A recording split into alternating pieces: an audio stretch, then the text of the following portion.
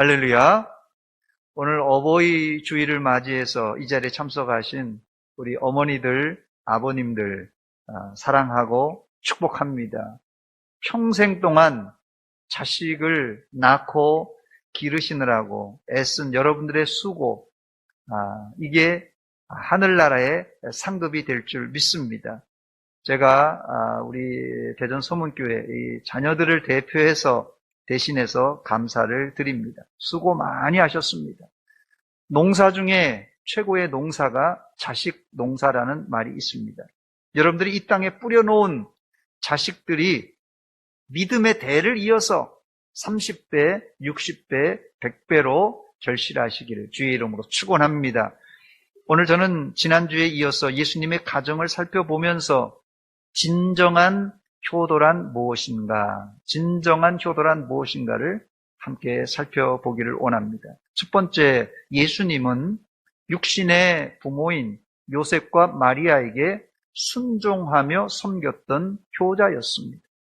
본문 51절 말씀 보니까 예수께서 함께 내려가사 나사렛에 이르러 순종하여 받드셨더라 했습니다. 효도는 다른 것이 아닙니다. 효도란 부모님께 순종하는 겁니다.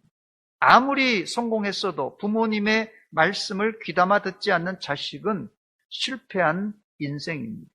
물론 부모님의 말씀이 항상 옳지는 않습니다. 그러나 지혜로운 자식은 부모의 마음을 읽을 줄 알아야 됩니다.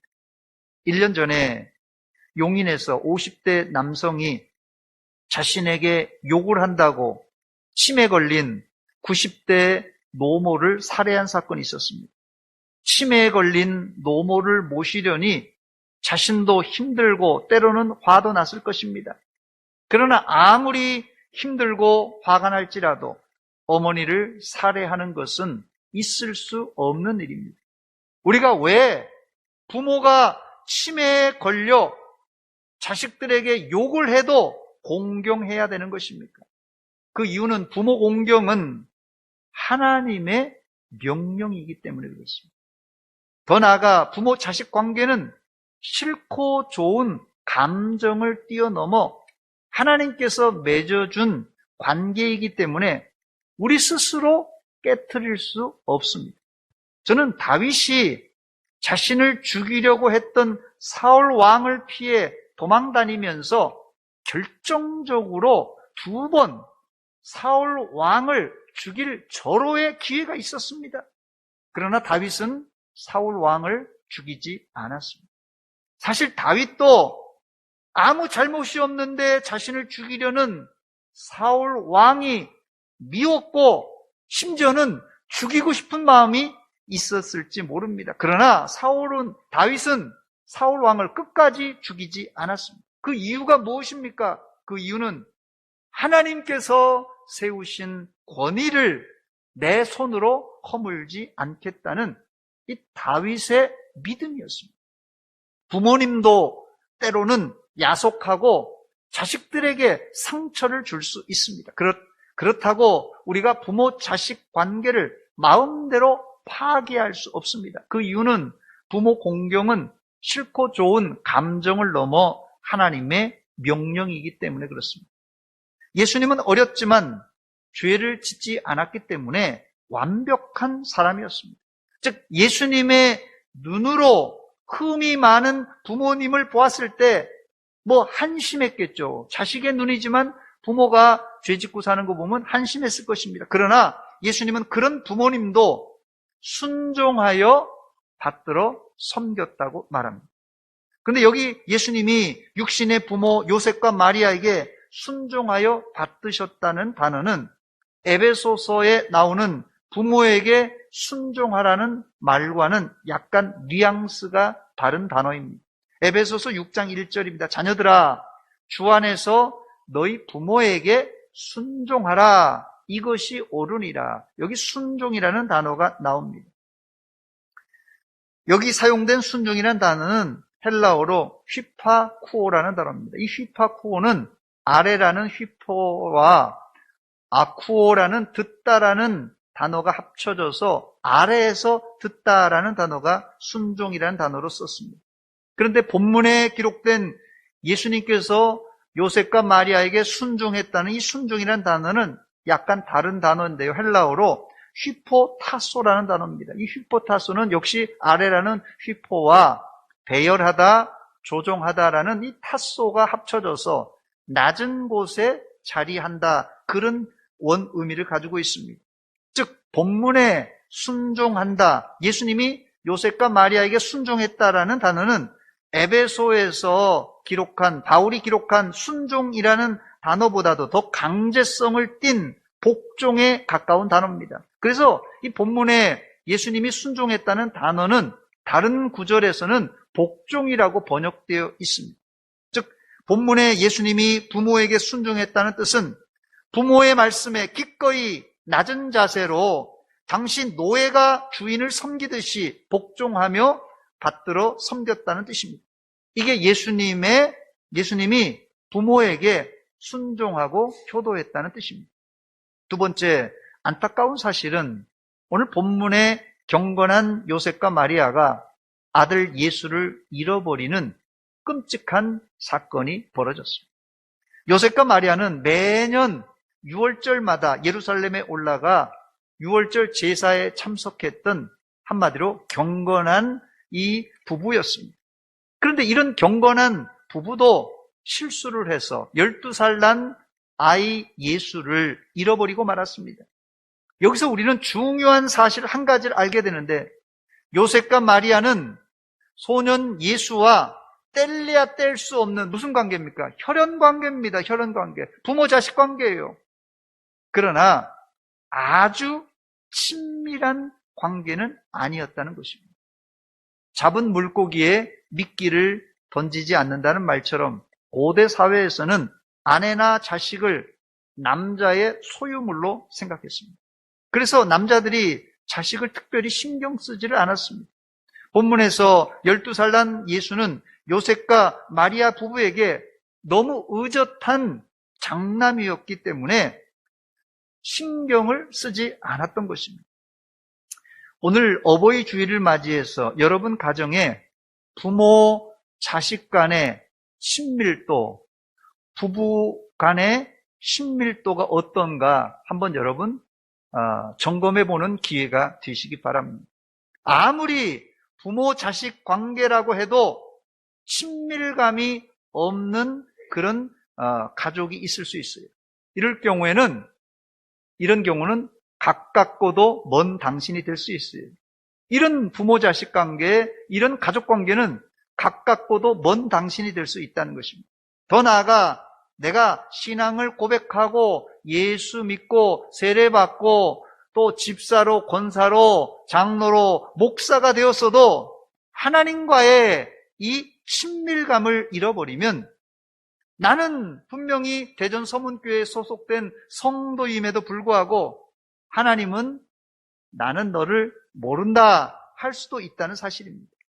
몇 년 전의 일입니다. 한 대학생이 국회의사당에 찾아가서 한 국회의원을 만나려고 하자 이 국회의원 보좌관이 제지를 했어요. 그때 이 대학생은 나는 아무개 국회의원과 친구입니다. 왜 나를 못 만나게 합니까? 이렇게 항의를 했다고 합니다. 나중에 알고 보니까 이 국회의원과 이 대학생은 진짜 친구 관계였어요. 페이스북에서요. 페이스북 친구 관계였어요. 불행히도 예수의 아버지 요셉과 마리아는 혈연 관계만 믿고 큰아들 예수를 소홀히 하다가 잃어버리고 말았습니다. 혹시 이 자리에 예수를 잃어버리고 신앙생활하는 사람들이 있습니까? 이런 신앙은 알맹이 없는 껍데기 신앙입니다. 초상집에 조문하러 가서 실컷 울었는데 누가 죽었는지를 모르고 우는 경우가 똑같습니다. 세 번째, 그렇다면 요셉과 마리아는 왜 예수를 잃어버린 것입니까? 그 원인이 무엇입니까? 첫 번째, 하나님께 드리는 이 종교의식, 6월절 제사를 드리고 돌아오다가 예수를 잃어버렸습니다.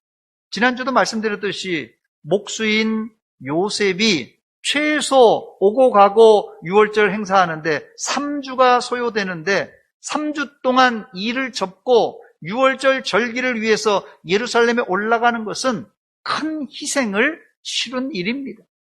여기까지 아주 잘한 거예요. 자기 희생을 먹고 사는 것도 접어두고 3주 동안 이게 제사 드리러 간다는 것이 큰 희생을 치른 것이 아주 잘한 것입니다. 그런데 사고는 언제 발생했습니까? 유월절 절기를 마치고 돌아오면서 발생했습니다. 그래서 현대 그리스도인들에게 웃지 못할 격언이 하나 있는데, 예배 시간에 은혜 받고 주차장에서 쏟는다, 이런 말이 있어요. 예배 시간에 은혜를 많이 받았는데 나가면서 주차장에서 차를 왜 안 빼니 왜 늦게 빼니 하면서 은혜를 다 쏟아버리는 경우가 있습니다. 어찌 보면 하나님께 제사 드리고 오다가 예수를 잃어버렸으니 하나님이 책임져 주셔야 되지 않는가라고 생각할 수 있습니다. 그러나 하나님은 우리에게 하나님께 예배드리는 일과 동시에 자녀를 잘 돌보라고 명령을 함께 주셨어요. 그런데 사람들의 착각은 내가 하나님만 잘 믿으면 우리 아이들은 하나님이 키워주신다, 이렇게 맹신하는 것입니다. 틀린 말은 아닌데 정답도 아닙니다.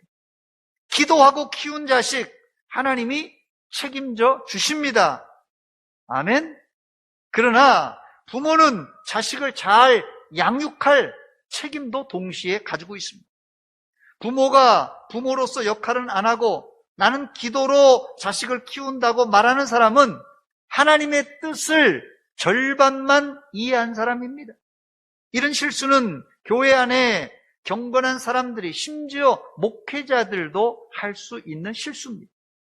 개척교회 하시는 목사님들 중에 목사님은 개척을 해놓고 목회하느라고 전도하느라고 바쁘고, 사모님은 생활고로 직장을 다니시느라 자녀들을 돌보지 못한 경우가 있는데, 상황은 우리가 충분히 이해하지만 그럴지라도 자식을 잘 양육하지 못한 책임은 벗어날 수 없다는 말입니다. 60, 70년대 기도원이 번창할 때 가정주부가 가정은 돌보지 않고 몇 날 며칠 기도원에 가서 기도만 하는 바람에 가정에 문제가 발생한 경우가 종종 있는데, 이것도 지혜롭지 못한 행동입니다. 요셉과 마리아 부부가 유월절 절기를 지키느라고 최선을 다했습니다. 이건 칭찬받아야 됩니다. 그러나 자녀를 돌보지 못한 책임은 피해갈 수 없습니다. 두 번째, 요셉과 마리아는 다른 일에 신경 쓰다가 예수를 잃어버렸습니다. 본문 43절과 44절에 보니까 그 날들을 마치고, 유월절이 보통 절기가 일주일 하니까요, 그 날들 복수로 기록되어 있어요. 그 날들을 마치고 돌아갈 때 아이 예수는 예루살렘에 머무셨더라. 그 부모는 이를 알지 못하고 동행 중에 있는 줄로 생각하고 하룻길을 간 후 친족과 아는 자 중에서 찾았다 말합니다. 예수님이 12살 되었을 때 요셉과 마리아에게는 최소 4명, 5명의 자식들이 딸려 있었습니다. 그러니 어린 자녀들을 돌보느라 마리아와 요셉은 큰아들 예수를 생각지도 못했던 겁니다. 유대인들은 남자는 13살, 여자는 12살이 되면 성인식을 거행합니다. 그때부터 남자아이들은 왼쪽 팔과 이마에 이 테필이라는 작은 가죽 상자를 착용하는데, 그 안에 토라 말씀이 담긴 상자를 이 왼쪽 팔뚝과 이 이마에다가 착용을 합니다. 이게 테필린입니다. 한번 제가 사진을 준비했습니다. 저게 이제 13살 난 남자아이가 성인식을 하면서 이제 왼쪽에 이 손목에 검은 박스가, 상자가 하나 있고요. 머리에 이런 테필린을, 성경 말씀이 담겨진 말씀입니다. 그러니까 이 유대인들은 이 성경을 엄청 중요하게 여깁니다. 당시 예수님은 12살이었기 때문에 요셉과 마리아는 아들 예수를 거의 성인 취급했습니다. 그 이유는 평소에도 부모님 말씀을 거역한 일이 없는 아주 착한 아들이었기 때문에 그렇습니다. 저와 제 아내도 늘 제 큰아들에게 미안한 감이 있는데, 이 큰아이를 낳고 둘째 딸내미를 16개월 만에 낳았어요. 연년생으로 낳았습니다. 16개월. 그리고 그 후에 23개월 만에 또 셋째 아들을 낳았습니다. 그러니까 저희 부부는 갓난아이와 둘째를 돌봐야 되기 때문에 4살 된 큰아들은 우리 집에서 어른 취급을 했어요. 4살인데 그때부터. 그래서 저도 요셉과 마리아가 12살 난 예수를 잃어버렸다는 것을 충분히 공감합니다. 저희 가정도 큰아이가 4살 때인데요. 아이들을 데리고 병원에 갔다 오는데 막내는 제 아내가 업고, 둘째 딸내미는 제가 유모차를 끌고, 이 큰아들은 제가 끌면서 손을 잡고 가다가 잠깐 시장 바닥에서 놓쳤는데 큰아이를 잃어버렸어요. 눈 깜짝할 사이에 잃어버렸습니다. 다행히 잘 찾았지만 요셉과 마리아도 비슷한 환경이었을 것이라고 생각이 됩니다. 우리가 예수를 잃어버리는 이유는 어쩜 먹고 사는 일 때문에, 어쩌면 분주한 일상 때문에 그럴 수 있습니다. 그러나 어떤 상황에서도 여러분, 아무리 바빠도 자식을 잃어버리는 게 말이 됩니까? 아무리 바빠도 예수를 잃어버리면 말이 되겠습니까? 안 되는 일입니다. 네 번째, 예수를 잃어버린 요셉과 마리아는 어떻게 되었습니까? 본문 48절입니다. 그의 부모가 보고 놀라며 이제 찾았어요. 그의 어머니는 이르되, 아이야, 어찌하여 우리에게 이렇게 하였느냐? 보라, 내 아버지와 내가 근심하여 너를 찾고 찾아 돌아오느라, 이렇게 말합니다. 예수를 잃어버린 요셉과 마리아는 근심에 차서 예수를 사흘 동안이나 찾아 헤맸습니다. 잠시라도 이 자리에 아마 어린 시절 아이를 잃어버린 그런 부모님들이 계실지 모르겠는데요. 아이를 잃어버리고 단 5분도 긴장되고 초조한데 생떼 같은 아들을 사흘 동안이나 잃어버렸으니 요셉과 마리아의 상태가 어떻겠습니까? 좀 표현을 심하게 하자면 미친 사람같이 아마 찾아다녔을 것입니다. 아이를 잃어버렸는데 뭐 마리아가 화장을 했겠어요? 세수라도 제대로 했겠습니까? 부모는 자식을 잃어버리고는 미치는 겁니다. 미치는 거예요. 여기 찾다라는 단어는 이 헬라어 제테오라는 단어인데요. 이 단어는 아주 전심으로 열정을 다하여서 찾는다, 그런 뜻입니다. 아이를 잃어버린 부모가 뭐 어떻게 찾았겠어요? 뭐 진짜 미친 듯이 찾았을 것입니다. 현대 기독교인들 중에 교회는 다니는데 예수를 잃어버리고 다니는 사람들이 있습니다. 있는 정도가 아니라 많다고 통계는 말하고 있습니다. 예수를 잃어버리고 신앙생활하는 사람들을 영어 표현으로는 노미널 크리스찬, 혹은 그냥 교회만 주일날만 왔다 갔다 한다 해서 썬데이 크리스찬, 이걸 보통 우리나라 말로는 명목상 신자, 무늬만 신자, 이렇게 부릅니다. 이런 명목상 신자들은 교회를 다녀도 구원의 확신이 없는 사람이에요. 그냥 가방만 달랑달랑 들고 왔다 갔다 하는 사람입니다. 또 이런 사람의 특징은 예수는 믿지만 늘 불안과 염려 가운데 쌓여 있는 사람입니다. 믿지 못하는 거예요. 혹시 이 자리에도 교회는 다니지만 아직도 마음에 구원의 확신이 없고 예수는 믿지만 염려, 걱정, 근심으로 쌓여 있는 분이 있다면 믿음 없는 죄를 회개하시고 이 시간 예수 그리스도를 나의 구주로 확실하게 영접하고 믿으시기를 주의 이름으로 축원합니다. 하나님은 예수님을 구주로 영접하는 자에게 구원의 기쁨으로 충만하게 채워주신다고 약속했습니다. 예수의 아버지 요셉과 어머니 마리아는 유월절 제사를 드리고 나사렛에 내려가면서 이제 일주일 동안 그냥 축제를 하고 유월절 잔치를 했으니까 바빴을 거 아니에요. 이제 다 마치고 돌아가면서 긴장이 풀렸을 것입니다. 여러분, 신앙생활도 긴장이 풀릴 때 사탄이 틈탑니다. 언제 사탄이 틈탄다고요? 긴장이 풀릴 때 사탄이 틈탑니다. 여러분들도 오늘 예배드리고 나가면서 주차장에서 집에 도착할 때까지 긴장을 풀지 마시고 지혜롭게 잘 대처하시기 바랍니다. 아무리 예배를 잘 드렸어도 예수를 잃어버린 사람은 실패한 인생입니다. 다섯 번째, 다행히 요셉과 마리아는 예수를 다시 찾았습니다. 어디서 찾았습니까? 성전, 예루살렘 성전에서 예수를 만났습니다. 본문 46절입니다. 사흘 후에 성전에서 만난즉 그가 선생들 중에 앉으사 그들에게 듣기도 하시며 묻기도 하시니 했습니다. 요셉과 마리아는 예루살렘에서 하룻길을 벗어났는데 예수를 찾으면서 다시 예루살렘으로 돌아오는 길은 이틀이나 더 걸렸어요. 그래서 총 사흘을 헤매고 다녔습니다. 아마 사흘 동안 요셉과 마리아는 입이 바짝바짝 말랐을 것입니다. 그런데 다행히 예루살렘 성전에서 예수님을 만났습니다. 성전 어디서 만났습니까?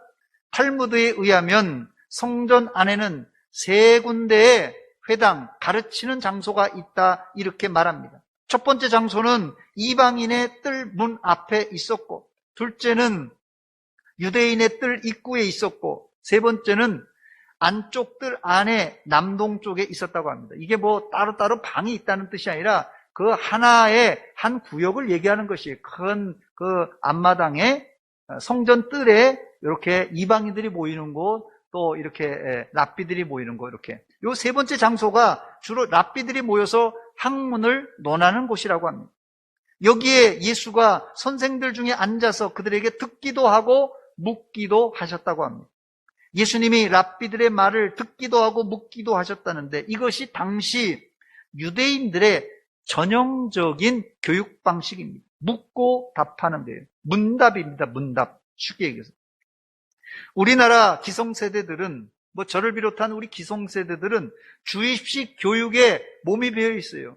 그냥 학교에서 선생님이 가르치는 대로 혹은 칠판에 쓰는 대로 그냥 받아 적는 것이 그냥 그게 판에 박힌 교육 방식이었습니다. 그래서 질문 자체를 두려워하거나 질문하면 선생님이 가르치는 시간을 빼앗긴다 이렇게 생각했습니다. 그러나 질문은 가장 효과적인 학습 방법입니다. 그렇다고 아무나 질문하는 게 아닙니다. 질문하는 것을 보면, 학생들이 질문하는 것을 보면 그 사람의 실력을 가늠할 수 있는데, 그 이유는 질문이란 왜 질문하는 것입니까? 선생님께 내가 의문나는 것, 모르는 것을 묻는 것이기 때문에 그 사람의 의문나는 것, 모르는 것을 들어보면 그 사람의 실력과 수준을 알 수 있다는 것입니다. 역설적으로 질문이 없는 사람은 두 가지 이유 때문인데, 다 알아서 더 이상 물을 필요가 없는 경우가 있든지, 아니면 생각의 문을 닫아버려서 그냥 수동적으로만 들으려고 배우려고 하는 사람입니다. 한국 교회 안에는 후자가 대부분입니다. 이제부터 여러분들은 신앙에 질문이 있으면 언제든지 저와 교육자들에게 물어보시기 바랍니다. 그때 여러분의 의문이 풀리며 신앙도 한 단계 한 단계 성장하게 될 것입니다. 요셉과 마리아는 성전에서 예수를 만나고 한편으로는 다행스러웠을 것이고 다른 한편으로는 놀라서 이렇게 말합니다. 본문 48절입니다. 그의 부모가 보고 놀라며 그의 어머니는 이르되 아이야 어찌하여 우리에게 이렇게 하였느냐? 보라 내 아버지와 내가 근심하여 너를 찾았노라. 이때 아이 예수는 의외의 대답을 합니다. 본문 49절입니다. 어찌하여 나를 찾으셨나이까? 어찌하여 나를 찾으셨나이까? 내가 내 아버지 집에 있어야 될 줄을 알지 못하셨나이까? 이렇게 얘기를 하니까 이 소리를 요셉과 마리아는 이해할 수가 없어요. 이놈이 무슨 얘기를 하는 것인가? 내가 지금 사흘 동안 널 찾았는데 알아듣지를 못했어요. 50절입니다. 그 부모가 그가 하신 말씀을 깨닫지 못하더라. 아마 이 자리에는 성질이 급한 분이 계시다면 12살 난 예수를 보자마자 아마 그냥 귓방맹이를 하나 막 때렸을 것입니다. 이놈의 자식, 엄마랑 내가 사흘 동안이나 헤매고 찾았는데 너는 다 커서 엄마 아빠를 도와주지는 못할 망정 여기 남아서 선생님들과 노닥거려? 너 집에 가보자. 너 아마 집에 가서 너 몽둥이 찜질 좀 해야 되겠다. 아마 이렇게 말하는 분이 있을 것이에요. 사실 열 안 받겠습니까? 사흘 동안이나 헤맸으니까요. 그런데 예수님은 뭐라고 대답했습니까? 어찌하여 나를 찾으셨나이까? 내가 내 아버지 집에 있어야 될 줄을 알지 못하셨나이까? 오히려 예수는 부모님에게 내가 하나님 아버지의 집, 성전에 있을 줄 왜 몰랐습니까? 오히려 책망하는 투로 얘기하고 있어요. 여러분, 이 말씀을 잘 음미해 보면 요셉과 마리아는 예수에게 감사해야 됩니다. 물론 사흘 동안 헤맨 것은 힘든 일이지만 오히려 예수의 대답을 잘 분석해 보면 오히려 예수에게 요셉과 마리아는 감사해야 됩니다. 오늘 어버이 주일인데 여기 계신 어머니, 아버지들에게 제가 한번 묻겠습니다. 여러분 마음으로 한번 대답해 보세요. 여러분의 자녀가 있잖아요. 여러분의 자녀가 어떻게 사는 게 가장 좋습니까? 솔직하게 한번 대답해 보세요. 어떻게 사는 게 가장 좋습니까? 여러 가지 있을 거예요. 여러 가지. 그렇지만 예수님의 대답이 저는 정답이라고 생각되는데요. 두 가지 방편에서 예수님은 부모에게 효도했는데 첫째는 하늘 아버지의 집, 어디예요? 성전에서 하나님의 말씀을 공부한 것, 성경 공부한 것, 이걸 의역하면 하나님을 잘 믿은 것이에요. 자식이 다른 거 잘 못해도 하나님 집에서 성경 공부하고 말씀 공부하고 하나님을 잘 믿는 게 이게 부모에게 가장 큰 효도입니다. 아멘입니까? 동의가 안 되시는 분이 있을 것 같아요. 아유, 우리 아들 그냥 출세하고 돈 많이 벌고 성공하는 거 이게 좋지 뭐 교회 와서 성경 공부하고 이거 아닐지도 모르겠어요. 그런데요, 여러분 잘 생각해 보세요. 이게 최고의 효도입니다. 자식들은. 두 번째는 본문 51절에 나오는데요. 예수께서 함께 내려가사 나사렛에 이르러 순종하여 받드시더라 그랬어요. 이 일 후에 예수는 고향에 내려가 부모님께 순종하며 섬기셨습니다. 오늘 어버이 주일을 맞이하여 자녀들은 예수 잘 믿는 것이 최고의 효도예요. 자식들이 부모에게 할 수 있는 효도 중에 최고는 예수 잘 믿는 거예요. 두 번째는 다른 것이 효도가 아니라 부모님께 순종하여 받드는 것이 효도입니다. 이 두 가지가 효도인 줄 알고 우리 자식들은 예수 잘 믿으시고 부모님께 순종하여 받드는 자녀들이 되시기를 주의 이름으로 축원합니다. 다행히 마리아는 예수의 말을 이해하지 못했지만 마리아는 예수의 말을 마음에 담아두었다고 말합니다. 51절 하반절입니다. 그 어머니는 이 모든 말을 마음에 두니라 그랬어요. 이 말이 언제 마리아에게 이해되며 이것이 확 풀렸습니까? 예수님이 공생애를 시작하며 가나에서 물로 포도주를 만드는 기적을 베풀 때 비로소 마리아가 가진 모든 의문, 이게 무슨 소린가 했는데 아하! 이게 이 소리구나. 그때서야 예수가 하나님의 아들이라는, 내 아들이기도 하지만 하나님의 아들이라는 것을 발견하고는 모든 의문이 확 풀려졌습니다. 혹시 여러분 속에 풀리지 않는 말씀의 의문, 인생의 의문이 있습니까? 마리아처럼 마음에 담아 두시기 바랍니다. 언젠가는 성령께서 우리의 미스테리한 이 의문점을 풀어주실 것입니다. 그런데 이해되지 않는 말을 마음에 두지 못하는 사람이 있어요. 조금도 견디지 못하고 마음에 두지 못하는 사람 즉각 반발하고 짜증내고 화를 내는 사람들이 있어요. 여러분이 생각할 때 이해할 수 없는 일이 나와 내 가족에게 발생했습니까? 이건 내가 생각해도 이해할 수 없는 일이 나와 우리 가정에 발생했어요. 즉각적으로 반발하거나 불평하지 마시고 어디에요? 마음에 담아 두시기 바랍니다. 여러분 마음에 담겨있는 인생의 의무는 기도하고 기다릴 때 성령님께서 확실하게 풀어주실 줄 믿습니다. 말씀을 마칩니다. 우리가 예수를 믿지만 예수님과의 친밀한 관계가 먹고 사는 일 때문에 일이 분주해서 느슨해질 수 있어요. 친밀한 관계가. 요셉과 마리아도 본의 아니게 주변 환경 때문에 아들 예수를 잃어버리고 말았습니다. 오늘 어버이 주일을 맞이해서 우리 가정의 부모님과 자식 간의 친밀감이 어느 정도인가 점검해 보시고 소원한 관계가 있다면 다시 한번 친밀감을 갖는 기회가 되시기 바랍니다. 부모 자식 간의 친밀감을 갖는 것이 저는 효도라고 생각합니다. 물론 부모 자식 간에도 이해할 수 없는 일이 있을 수 있습니다. 그럴 때 부모는 자식 입장을 이해할 수 없고 자식도 부모 입장을 이해할 수 없을 경우가 있어요. 이럴 때는 바로 화내지 마시고 꾸짖지 마시고 마리아처럼 그 말을 마음에 담아두시기 바랍니다. 때가 되면 성령님께서 밝히 알려주실 것입니다. 어버이 주일을 맞이하여 부모 자식 간의 친밀감을 회복하는 기회가 되시고 더 나아가 하나님 아버지와의 친밀한 관계를 회복하는 성도가 되시기를 주의 이름으로 축원합니다. 이게 진정한 효도입니다. 기도하겠습니다. 하나님 우리 아버지 은혜와 사랑 감사드립니다. 이 아침에 말씀으로 우리에게 도전을 주신 하나님을 잘 섬길 뿐 아니라 자녀를 잘 양육하고 부모에게 순종하여 공경함으로 효도하는 우리 성도들 다 되게 하여 주시옵소서. 혹이라도 부모 자식 간에 부부지간에 형제간에 소원한 관계가 있습니까? 멀어진 관계가 있습니까?